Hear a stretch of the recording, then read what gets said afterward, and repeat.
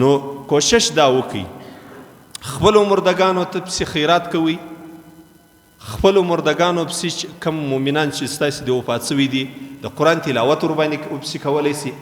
حتی رسول الله صلی الله علیه وسلم د زیارت طریقه موږ ته ښوولې ده. دا چې اوس هر څونه لوی بزرګ وي، دونه لوی بزرګ چې دا ټول امت د ده په بزرګي باندې اتفاق وي، هم پر تا باندې دی د حق لري، ستا وڅنګ ته دی، ستا همسایه دی، ستا قریب دی، ته به د ده زیارت ورځې، ده ته به د مغفرت دعا کوي. چې به ورته وایه الله دی وبخښي، الله پر ده رحم وکړي، الله د ده دغه قبر د جنت روضه ورته وګرځوي. پر دغه طریقه باندې سنت سلام دی ادا کړي، بیا و قبر ته ودرېدلې. دوې طریقې دي د قبر د درېدلو ده.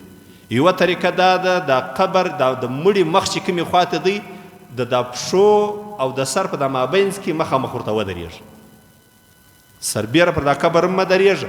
زموږ علما وایي طریقه یې دی ده لکه سړی چې په ژوند کې له یو چا سره میلاویږي په کومه اندازه ورته ولاړ پر دغه اندازه ورته ودرېږي، دعا ورته وکړه، که د قرآن عظیم شان یو څه آیاتونه په وس پره هغه ورته ووایه، ده ته یې ثوابونه وروبخښه، ټولو مردګانو ته یې ثوابونه وروبخښه.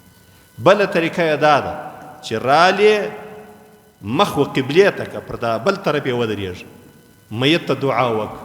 دغه دعا و میت ته کول دا و زیارت ته پر دغه طریقه باندې ورتل دا د رسول الله صلی الله علیه وسلم طریقه ده. په دې باندې الله جل جلاله موږ ته د سنت طریقې اجر راکوي او ثواب راکوي.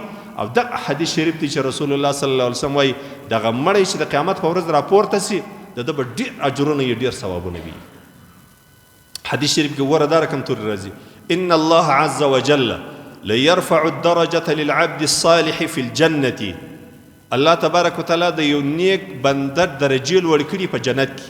فیقول یا رب ان لی هذه، زما ربه دا درجې په کم عمل تا ماته راکړي، ما خو دا کار نه دی کړی.